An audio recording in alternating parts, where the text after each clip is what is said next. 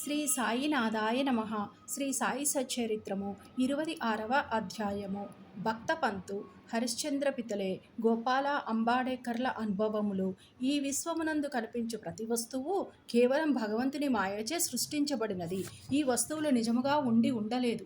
నిజముగా ఉండునది ఒక్కటే, అది ఏ భగవంతుడు. చీకటిలో తాడును గాని దండమును గాని చూచి పామనుకున్నట్లు ప్రపంచములోని కనిపించు వస్తువు బాహ్యమునకు అగుపడినట్లు కనిపించును. కానీ అంతర్గతముగానున్న సత్యమును తెలుసుకొనలేము. సద్గురువే మన బుద్ధి అను అక్షులను తెరిపించి వస్తువులను సరిగా చూచినట్లు చేయును. మన కనబడినది నిజస్వరూపము కాదనియు గ్రహించదము. కాబట్టి సద్గురుని అసలైన దృష్టిని కలుగజేయమనియు ప్రార్థింతముగాక. అదే సత్య దృష్టి. అంతరిక పూజ. హేమట్ పంతు మనకొక కొత్త రకం పూజా విధానమును బోధించుచున్నారు. సద్గురుని పాదములు కడుగుట, ఆనంద బాష్పముల చేని వేడి నీళ్లను ఉపయోగించదముగాక. స్వచ్ఛమైన ప్రేమ అను చందనమును వారి శరీరమునకు పూసెదముగాక. దృఢ విశ్వాసమును వస్త్రముతోని వారి శరీరమును కప్పెదముగాక.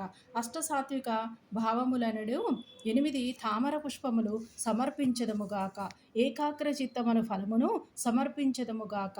భావమును బుక్క వారి శిరముపై జల్లి భక్తి అనే మొలత్రాడును కట్టెదముగాక. మన శిరస్సును వారి బటన బ్రేళ్లపై ఉంచెదముగాక. నగలతోని అలంకరించి మన సర్వస్వమును వారికి సమర్పింతముగాక.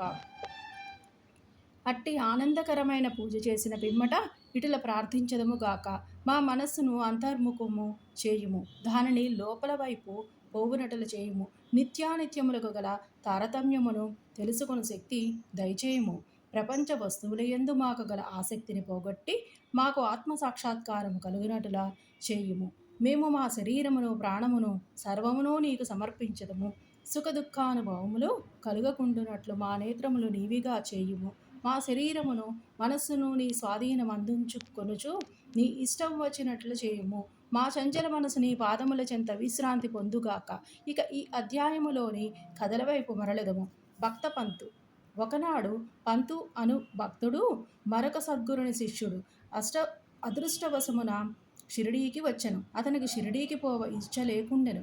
కానీ తానొకటి తలచిన దైవం ఇంకొకటి తలుచునందురు. అతడు బీవీ అండ్ సిఏ రైల్వేలోని పోవుచుండెను. అందులోని అనేకులు స్నేహితులు బంధువులు కలిసిరి. వారందరూ షిరిడీకి పోవుచుండిరి. వారందరూ తమ వెంట రమ్మని కోరగా అతడు వారిని కాదనలేకుండెను. వారు బొంబాయిలో దిగిరి. పంతు విరాల్లోని దిగినం.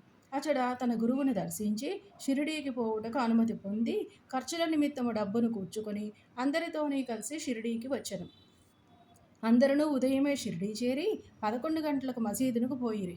బాబా పూజ కొరకు చేరిన భక్తుల గుంపును చూచి అందరూ సంతసించిరి. కానీ పంతుకు మూర్ఛ వచ్చి హఠాత్తుగా క్రింద పడెను. వారందరూ భయపడిరి. అతనికి చైతన్యము కలిగించుటకు ప్రయత్నించిరి. అతని ముఖంపై నీళ్లు చల్లగా బాబా కటాక్షముచే తెలివి వచ్చెను. నిద్ర నుంచి లేచిన వాని వలె లేచి కూర్చుండెను. సర్వజ్ఞుడగు బాబా అతడు ఇంకొక గురువు తాలూకు శిష్యుడనియు గ్రహించి నిర్భయముగా నుండుమనియు ధైర్యము చెప్పుచు తన గురువునందే భక్తి నిలుచునట్లా ఈ క్రింది విధముగా పలికెను. ఏమైనను కానిండు, పట్టు విడువరాదు. నీ గురుని అందే ఆశ్రయము నిలుపుము. ఎల్లప్పుడూ నిలకడగా ఉండుము. ఎప్పుడునూ వారి ధ్యానమునందే మునిగియుండుము. పంతు ఈ మాటల యొక్క ప్రాముఖ్యమును గ్రహించెను. ఈ విధముగా తన సద్గురుని జ్ఞప్తికి తెచ్చుకొనను. అతడు తన జీవితంలోని బాబా చేసిన ఈ మేలును మరవలేదు. హరిశ్చంద్ర పితలే. బొబ్బాయిలోని హరిశ్చంద్ర పితలే అను అతడు ఉండెను. అతనికి మూర్ఛ రోగముతోని బాధపడుచున్న కొడుకొకడు గలడు. ఇంగ్లీషు మందులను ఆయుర్వేదం మందులను కూడా వాడెను. కానీ జబ్బు కుదరలేదు. కావున యోగుల పాదములపై పడుటొచ్చే సాధనమొక్కటే మిగిలెను. 15వ అధ్యాయమునందు చక్కని కీర్తనలచే దాసకను బాబా కీర్తిని బొంబాయి ప్రెసిడెన్సీలోని వెల్లడి చేసిననియు తెలుసుకొంటిమి. 1910లోని పితలే అట్టి కథలు కొన్నింటిని వినెను. వాణి నుంచి ఇతరులు చెప్పిన దాని నుంచి బాబా తన దృష్టి చేతను స్పర్శ చేతను బాగుకానట్టి జబ్బులను బాగుచేయుననియు గ్రహించెను. సాయిబాబాను చూచుటకు మనసులోని కోరిక పుట్టెను. సర్వవిధములైన సన్నాహమై బహుమానములను వెంట పెట్టుకుని పండ్ల బుట్టలను పట్టుకొని భార్యాబిడ్డలతోని షిరిడీకి వచ్చెను. అతడు మసీదుకు పోయెను. బాబాకు సాష్టాంగ నమస్కారము చేసెను. తన రోగి కొడుకును బాబా పాదములపై వైచెను. బాబా ఆ బిడ్డ వైపు చూడగానే ఒక వింత జరిగెను. పిల్లవాడు వెంటనే కండ్లు గిరున తిప్పి చైతన్యము తప్పి నేలపై పడెను. అతని నోట చొంగకారెను. అతని శరీరమున చెమట పట్టెను. అతడు చచ్చిన వాని వలె పడిపోయెను. దీనిని చూచి తల్లిదండ్రులు మిక్కిలి భయపడిరి. అటువంటి మూర్ఛలు వచ్చుచుండెను కాని ఈ మూర్ఛ చాలాసేపటి వరకును ఉండెను. తల్లి కంటి నీరు వరదలుగా కారుచుండెను. ఆమె ఏడ్చుటకు మొదలెడెను. ఆమె స్థితి దొంగల నుంచి తప్పించుకొనవలెనని ఒక గృహములోనికి పరిగెత్తగా అది తన నెత్తిపై పడినట్లు ఉనికి భయపడి పారిపోయి కసాయివాని చేతిలో పడిన ఆవుల వలె ఎండచేను బాధపడు చెట్టు నీడకపోగా అది బాటసారిపై పడినట్లు లేదా భక్తుడు దేవాలయమునకు పోగా అది వానిపై కూలినట్లుండెను. ఆమె ఇటు లేచుచుండగా బాబా ఆమెనిట్ల ఓదార్చెను. ఇటు లేరవబడదు, కొంతసేపు ఆగుము, ఓపికతో నుండుము, కుర్రవానిని బసకు తీసుకుని పొమ్ము, అరగంటలోని వానికి చైతన్యం వచ్చును. బాబా చెప్పిన ప్రకారము వారు నెరవేర్చిరి. బాబా మాటలు యథార్థములయ్యను. వాడాలోనికి తీసుకుని పోగానే కుర్రవానికి చైతన్యం వచ్చెను. పితలే కుటుంబమంతయును సంతోషించిరి. వారి సంశయములన్నీయును తీరెను. పితలే బాబా దర్శనములకై భార్యతోని మసీదునకు వచ్చెను. వారు బాబా పాదములకు వినయముతోనూ సాష్టాంగ నమస్కారము చేసి వారి పాదములను నొత్తుచూ కూర్చుండిరి. మనసులోని బాబా చేసిన అవక మనసులోని బాబా చేసిన ఉపకారమునకు నమస్కరించుచుండిరి. బాబా చిరునవ్వుతోనే ఇట్లనేరి, నీ ఆలోచనలు, సంశయములు, భయోత్పాతములు ఇప్పుడు చల్లబడినవా? ఎవరికైతే నమ్మకము, ఓపిక కలదో వారిని తప్పక భగవంతుడు రక్షించును. పితలే ధనికుడు, మర్యాద కలవాడు. అతడు అందరికీ అపరిమితముగా మిఠాయి పంచిపెట్టెను. బాబాకు చక్కని పండ్లను, తాంబూలములు ఇచ్చెను. పితలే భార్య సాత్వికురాలు. ఆమె నిరాడంబరత, ప్రేమ, భక్తులతోనూ నిండి ఉండెను.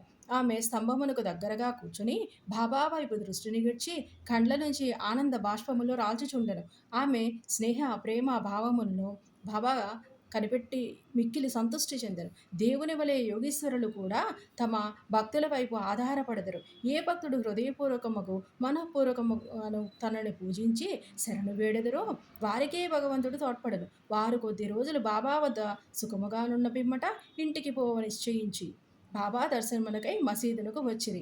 బాబా వారికి ఉదీ ప్రసాదమిచ్చి ఆశీర్వదించెను. పితలేను దగ్గరకు పిలిచి ఇట్లనను, బాబు, అంతకుముందు 2 రూపాయలిచ్చి ఉంటివి, ఇప్పుడు 3 రూపాయలిచ్చుచున్నాను.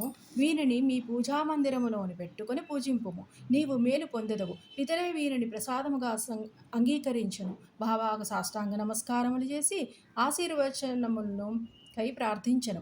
ఇదే తాను షిరిడీ పోవుటకు మొదటిసారి కనుక అంతకుముందు 2 రూపాయలు ఇచ్చెనను. బాబా మాటల అర్థమును గ్రహింపలేకుండెను.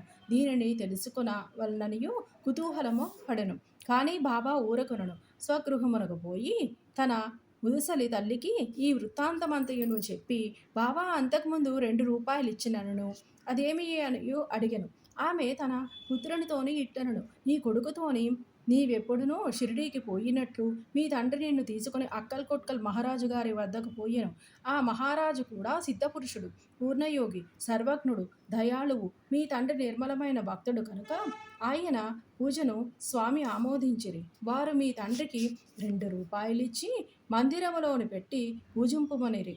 మీ తండ్రి గారు చనిపోవునప్పుడు వారిని పూజించుచుంటిని. అటు పిమ్మట పూజ ఆగిపోయినది. రూపాయలు పోయినవి. కొన్ని సంవత్సరముల పిమ్మట రూపాయల సంగతి పూర్తిగా మరచితిమి. నీవు అదృష్టవంతుడగుటచే అక్కల్ మహారాజు శ్రీ సాయి రూపములోనే కనిపించి నీ కర్తవ్యమును జ్ఞప్తికి తెచ్చి నీ కష్టములను తప్పింపజూచుచున్నాడు. కాబట్టి ఇక మీదట జాగ్రత్తగా నుండుము. సంశయములను, దురాలోచనలను విడువుము. మీ తాత ముత్తాతల ఆచారము ప్రకారము నడువుము. సత్ప్రవర్తనము అవలంబింపుము. కుటుంబ దైవములను పూజింపుము. రూపాయలను పూజింపుము. వాని విలువను గ్రహించి వారిని శ్రద్ధగా పూజించి మహాత్ముల ఆశీర్వచనమును దొరికినప్పుడు గర్వించుము. ఆశీర్వాదము దొరికినందుకు గర్వించుము. శ్రీ సాయి నీలోనున్న భక్తిని మేలుకొల్పినారు. నీ మేలు కొరకు దానిని అభివృద్ధి చేసుకొనుము. తల్లి మాటలు వినిపితలే మిక్కిలి సంతోషించెను. శ్రీ సాయి యొక్క సర్వాంతర్యామిత్వమును వారి శక్తి యందు అతనికి నమ్మకము కలిగెను. వారి దర్శన ప్రాముఖ్యమును గ్రహించెను. అప్పటి నుండి తన నడవడి గూర్చి చాలా జాగ్రత్తగా నుండెను. అంబాడేకర్ గారు పూనా నివాసి గోపాలనారాయణ అంబాడేకర్ బాబా భక్తుడు. అతడు అబ్కారీ డిపార్ట్మెంట్లోని 10 సంవత్సరములు నౌకరీ చేసెను. ఠానా జిల్లాలోను జవహర్ స్టేట్లోనూ ఆయన ఉద్యోగములను చేసి విరమించుకొనెను. మరొక ఉద్యోగము కొరకు ప్రయత్నించెను, కానీ ఫలించలేదు. అతడు అనేక కష్టముల పాలయ్యెను. అతని స్థితి రాను రాను అసంతృప్తికరముగా నుండెను. ఈ ప్రకారం 7 ఏండ్లు గడిచెను. అతడు ప్రతి సంవత్సరం షిరిడీకి పోవచ్చు బాబాకు తన కష్టములు చెప్పుచుండెడివాడు.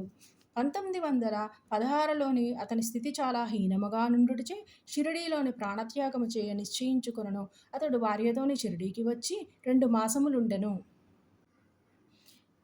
దీక్షిత్వాడాకు ముందున్న ఎడ్లబండి మీద కూర్చొని ఒకనాడు రాత్రి దగ్గరలోనున్న నూతిలోని పడి చావవలెననియు నిశ్చయించుకొనెను. అతడు ఈ ప్రకారము చేయ నిశ్చయించుకొనగానే బాబా మరి ఒకటి చేయ నిశ్చయించెను. కొన్ని అడుగుల దూరమున ఒక హోటలుండెను. దాని యజమాని సగుణమేర్ నాయక్. అతడు బాబా భక్తుడు. అతడు అంబాడేకర్ని పిలిచి అక్కల్కోట్కర్ మహారాజ్ గారి చరిత్రను చదివిదివా అని అడుగుచూ పుస్తకమును ఇచ్చెను. అంబాడేకర్ దానిని తీసుకుని చదువనించెను. పుస్తకం తెరిచేసరికి ఈ కథ వచ్చెను. అక్కల్కోట్కర్ మహారాజ్ గారి కొలంలోని ఒక భక్తుడు బాగుకానట్టి దీర్ఘరోగముచే బాధపడుచుండెను. బాధను సహించలేక నిరాశ చెంది బావిలో దుమికెను. వెంటనే మహారాజు వచ్చి వానిని బావిలో నుంచి బయటకు తీసి ఇట్లనెను: గత జన్మ పాపపుణ్యములను నీవు అనుభవించక తప్పదు. కర్మానుభవము పూర్తి కాకున్నచో ప్రాణత్యాగము నీకు తోడ్పడదు. నీవింకొక జన్మనెత్తి బాధ అనుభవించవలయును. చచ్చుటకు ముందు కొంతకాలమేలా నీ కర్మ అనుభవించరాదు. గత జన్మముల పాపములనేలా తుడిచివేయరాదు. దానిని శాశ్వతముగా పోవునట్లు చేయుము. సమయోచితమైన ఈ కథను చదివి అంబాడేకర్ మిగుల ఆశ్చర్యపడెను. వాని మనస్సు కరిగెను. బాబా సలహా ఈ ప్రకారముగా లభింపనిచో వాడు చచ్చియే ఉండును. బాబా సర్వజ్ఞత్వమును దయాళత్వమును చూచి అంబాడేకర్కు బాబా యందు నమ్మకము బలపడి అతని భక్తి దృఢమయ్యెను. అతని తండ్రి అక్కల్కోట్కర్ మహారాజు భక్తుడు కావున కొడుకు కూడా తండ్రి వలె భక్తుడు కావలెననియు బాబా కోరిక. అతడు బాబా ఆశీర్వచనమును పొందెను. వాని శ్రేయస్సు వృద్ధి పొందెను. జ్యోతిష్యము చదివి అందులో ప్రావీణ్యము సంపాదించి దాని ద్వారా తన పరిస్థితి బాగు చేసుకొనెను. కావలసినంత ధనమును సంపాదించుకొనగలిగెను. మిగతా జీవితమంతయును సుఖముగా గడిపెను. శ్రీ సాయినాథాయ నమః. 26వ అధ్యాయము సంపూర్ణము. సద్గురు శ్రీ సాయినాథార్పణమస్తు. శుభం భవతు.